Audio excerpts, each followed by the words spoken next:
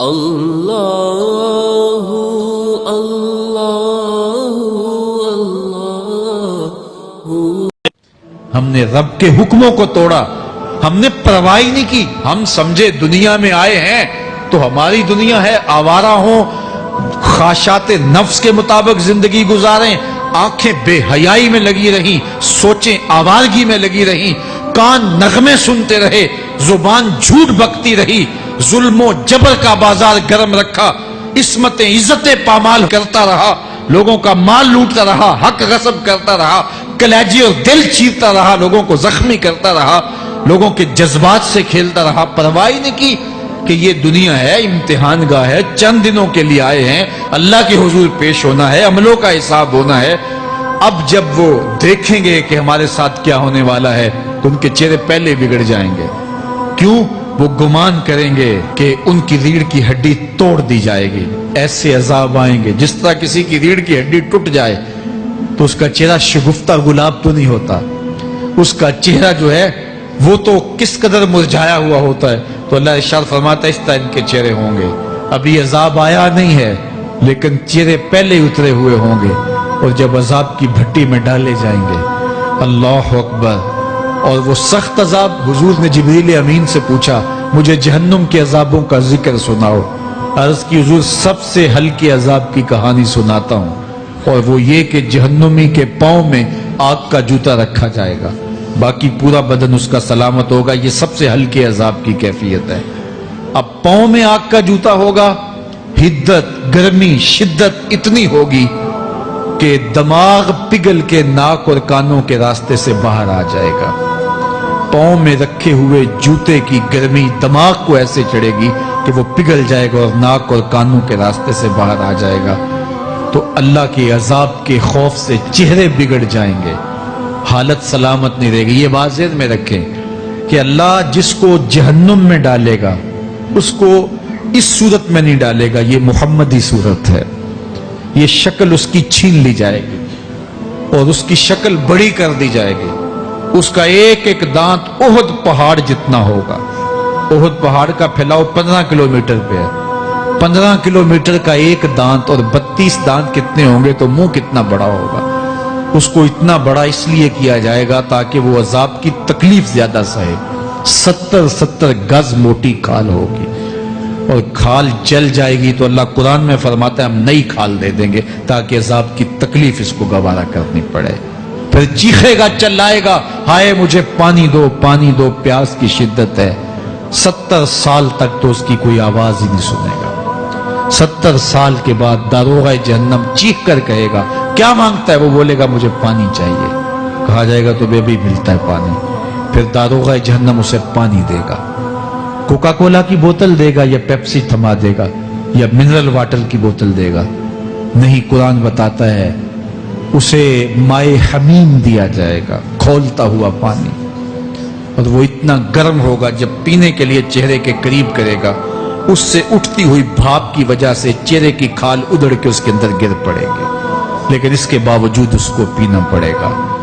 اللہ فرماتا ہے یہ دنیا ہی سب کچھ نہیں ہے، سمجھ لیا یہی سب کچھ ہے، آخرت کو بھول گئے، صبح اٹھے کام پہ چلے گئے، شام آئے آوارگی میں چلے گئے، صدائیں آتی رہی حی علی الصلاۃ حی علی الفلاح، کوئی پرواہ نہیں کی، نہ پیشانیوں نے سجدے کیے، نہ سوچوں میں پاکیزگی آئی، زندگی یوں گزار کے چلے گئے۔ ایسے نہیں، کہا ایک وہ ہوں گے جن کے چہرے شگفتہ گلاب ہوں گے، ایک وہ ہوں گے جن کے چہرے بگڑے ہوئے ہوں گے۔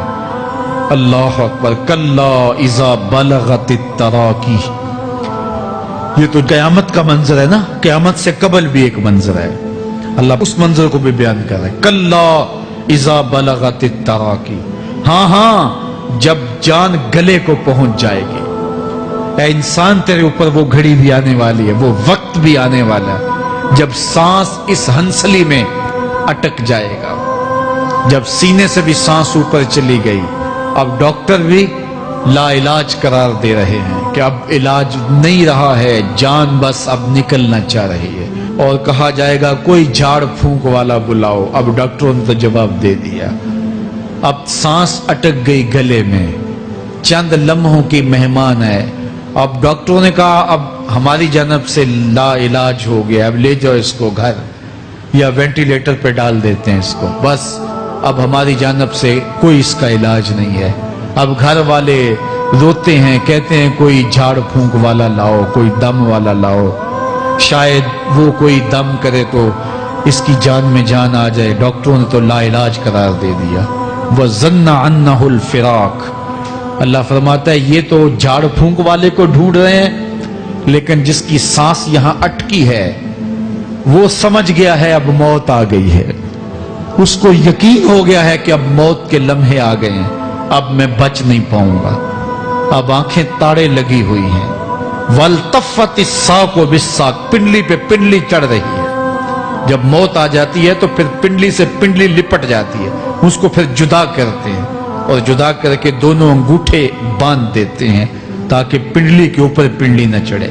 اللہ وہ منظر بیان کرتا ہے، صاحب یہ وقت آنے والا ہے جب دونوں انگوٹھے باندھ دیے جائیں گے، جب ناک میں روئی ٹھونس دی جائے گی، جب چٹے لباس میں کفن دیا جائے گا، جب غسال کے سامنے بے بس پڑے ہوں گے، وہ چاہے یہ بازو اٹھائے چاہے یہ بازو اٹھائے، گرم پانی ڈالے یا سرد پانی ڈالے، جب بس پڑے ہوئے ہوں گے جو ہے وہ غسل دینے والوں کے، اور ناک میں روئی ہوگی اور دونوں انگوٹھے آپس میں بندھے ہوں گے، یہ محل، یہ ماڑی، یہ کوٹھیاں، یہ بنگلے جس کو سویر شام لگ کے حلال حرام کی تمیز کیے بغیر بنایا تھا، غوث اعظم رضی اللہ تعالیٰ عنہ بولے مکان بنا رہا ہے، بسیں گے اور حساب تو جا کے دے گا، اور یہ تو ایک رات بھی تجھے اس گھر کے اندر نہیں رکھیں گے کہ چلو ایک رات مہمان رکھ لیں۔ کہتے ہیں نہیں نہیں، مہمانوں نے بھی جانا ہے تو جلدی کرو، اس کو سپرد کراؤ، وہ تو تیرا لباس بھی پھاڑ کے اتاریں گے، خود غسل دینے کے لیے تیار بھی نہیں ہے، تجھ سے خوف آنے لگا ہے، جاندی واری ڈرونا بنے ہوتے، ہاتھ نہ لاندے ڈر دے، جنہ لئی تو پاپ کمائے اج کتھے نہیں تیرے کر دے۔ آج تو وہ تیرے ساتھ تجھے غسل دینے کے لیے آمادہ نہیں ہے۔ وَالْتَفَّتِ السَّاقُ بِالسَّاقِ، جب پنڈلی پہ پنڈلی چڑھنے لگ جائے گی، إِلَىٰ رَبِّكَ يَوْمَئِذٍ الْمَسَاقُ، اس دن تیرے رب کی طرف ہی لوٹ کے جانا ہے۔ فَلَا صَدَّقَ وَلَا صَلَّىٰ، اس نے نہ تو سچ مانا اور نہ نماز پڑھی، وَلَٰكِنْ كَذَّبَ وَتَوَلَّىٰ، ہاں جھٹلایا اور منہ پھیر کے چل پڑا۔ ثُمَّ ذَهَبَ إِلَىٰ أَهْلِهِ يَتَمَطَّىٰ، پھر اپنے گھر کو اکڑتا ہوا چلا۔ اولا لک فاولا ثم اولا لک فاولا، تیری خرابی آ پہنچی، ہاں تیری خرابی آ پہنچی۔ ایحسب الانسان ان یترک سدی، انسان دنیا میں یہ گمان کرتا ہے اس کو سدا چھوڑ دیا جائے گا۔ سدا عربی میں ایسے اونٹ کو کہتے ہیں جس کی مہار کسی کے ہاتھ میں نہ ہو، شترے بے مہار، جہاں مرضی جس گھاٹ سے چاہے پانی پیے، جہاں سے مرضی چارہ لے، تو شترے بے مہار کو کہتے ہیں سدا۔ تو یہ انسان بھی گمان کرتا ہے کہ میں بھی سدا ہوں، مجھے کوئی کیوں پوچھے، میرے جذبات پہ کوئی کیوں قدغن لگائے، مجھے کیوں روکے کوئی۔ بالخصوص جوانی کے ایام کے اندر جوان کو بڑا ہوتا ہے کہ کوئی مجھے کیوں، وہ تو ماں باپ کے کہنے میں بھی نہیں آنا چاہتا، وہ کہتا ہے کیوں مجھے روکتے ہیں، میری جوانی ہے، میرے جذبات ہیں، مجھے آزادی سے جینے دو، کیوں میرے راستے میں رکاوٹ بنتے ہو، میں سدا ہوں۔ اللہ فرماتا ہے نہیں، ایک اونٹ تو سدا ہو سکتا ہے، جس کو میں نے اشرف المخلوقات بنایا ہے اس کو تو سدا نہیں چھوڑوں گا، اس کو تو پابند بناؤں گا حکام کا۔ اب وہ کہتا ہے کہ نہیں نہیں، یہ کیسے دوبارہ اٹھائے جائیں گے؟ اب دوبارہ وہی بات پھر آ گئی، الم یک نطفۃ من منی یمنا، اللہ فرماتا ہے ایک بوند تھی نا، پانی کا ایک قطرہ تھا جو رحم مادر میں رکھا گیا، ثم کان علقہ، پھر وہ پانی کا قطرہ لوتھڑا بنا، فخلق فسوی، پھر اللہ نے اسے پیدا فرمایا اور پھر ٹھیک ہموار کیا، فجعل منہ الزوجین الذکر والانثی، پھر اس سے وہ جوڑ بنائے، کوئی مرد بنایا کوئی عورت بنائی۔ کہا اب غور کر، اب تیری آنکھیں دیکھتی ہیں، بجلیاں چمکتی ہیں، تیری زبان کا طوطی بولتا ہے، لوگ اشش کرتے ہیں تیری گفتگو پہ، تیری گفتار پہ صدقے جاتے ہیں، تیرے لہجے کے جمال کو دیکھتے ہیں، تیرے سینے کا زور، تیرے پنجوں کی طاقت، تیری دماغ کی تیزیاں، اور تیری سوچوں کے اجالے، تیری زوردار ٹانگیں، تیرے کڑیل بازو اور تیری چوڑی چھاتی اور تیرے گلاب کی پتیوں جیسے ہونٹ، اے انسان یہ سب کچھ کہاں تراشا گیا؟ ماں کے رحم میں، اس تاریکی میں جو 3 پردوں میں تھی۔ تیرا سر تیرے گھٹنوں میں تھا اور تیرے رب نے وہاں تیرے اندر نسوانیت یا رجولیت کی صلاحیتیں پیدا کی، تیری آنکھوں میں چمک پیدا کی، تیرے کانوں میں نغمے بکھیرے، تیری زبان کے پٹھوں پہ قوت ذائقہ رکھی، تجھے بولنے کی صلاحیت دی، تیرے پنجوں میں زور رکھا۔ آج تو مفتی شہر ہے، آج تو علامۃ الدہر ہے، آج تو قاضی القضات ہے، آج تو منسٹر ہے، آج تو وزیر اعظم ہے، آج تو پہلوان ہے، آج تو شہزادہ ہے، آج تو بادشاہ ہے، آج تو زوراور ہے۔ آج تیری طاقت کے کیا کہنے؟ آج شیروں کو تو نچا لیتا ہے، ہاتھیوں کو تو بٹھا لیتا ہے، آج تو بڑا زوراور گھڑ سوار ہے۔ آج تیری طاقت کے کیا کہنے؟ تو کشتی کرتا ہے، زمانہ دیکھنے آتا ہے۔ آج تیری طاقت کے شوہرے ہیں، تیری عظمت کے تنتنے ہیں، لیکن انسان تو ایک ناپاک قطرہ تھا اور رحم مادر میں تھا۔ تیرے اندر یہ رنگ کس نے بھرے؟ تیرے کانوں میں نغمے کس نے رکھے؟ تجھے دماغ کی قوتیں کس نے دی؟ زبان کو بولنا کس نے سکھایا؟ آنکھوں میں توانائیاں کس نے رکھی؟ تیری زبان کا طوطی بولتا ہے، یہ سلیقے کس نے دیے؟ پھر اللہ فرمایا، کتنا زوردار بیان ہے، الیس ذالک بقادر علی ان یحیی الموتى، جو ماں کے پیٹ میں ایک نطفے کو ایک خوبصورت انسان بنا سکتا ہے، ہڈیوں کو جوڑ کے دوبارہ انسان نہیں بنا سکتا؟ کیا وہ دوبارہ تجھے کھڑا نہیں کر سکتا اپنے سامنے پیش ہونے کے لیے، جس کے حکموں کو تو نے توڑا ہے، جس کے فرامین کا تو نے مذاق اڑایا ہے؟ کیا وہ اتنا ہی بے بس ہے کہ اپنے حضور تجھے جو ہے وہ کھڑا ہی نہیں کر سکتا ہے؟ جس رب نے تجھے ماں کے شکم میں شکل دی، حضرت شیخ فرید الدین عطار بولتے ہیں، سانے کستی سلاتی می شود، ایسا کاریگر ہے مٹی سے بادشاہ بنا ڈالتا ہے۔ اس نے مٹی سے دارا و سکندر بنائے، اس نے مٹی سے جو ہے وہ رستم و سہراب بنائے، اس نے مٹی سے کیا کیا بنا دیا جو مٹی سے بادشاہ بنا سکتا ہے، جو نطفہ رحم مادر سے جو ہے وہ شکل اور صورت اور رنگ اور جمال بنا دیتا ہے۔ تیری صورت نکھرتی ہے، تیرے ہونٹ گلابی ہیں اور تیری نرگسی آنکھیں ہیں، تیرے ریشمی بال ہیں اور تیری خوبصورت رنگت ہے، تو چال چلتا ہے تو لگتا ہے قیامت چل رہی ہے، تیرا قد رانا جو ہے وہ صنوبر کو شرماتا ہے، تیری گفتار کے تنتنے ہیں۔ جس نے اتنی خوبصورت شکل ماں کے رحم میں بنائی، کیا وہ ہڈیوں کو جوڑ کے دوبارہ انسان نہیں بنا سکتا؟ وہ دوبارہ انسان بنائے گا اور پھر تجھے اپنے حضور کھڑا کرے گا۔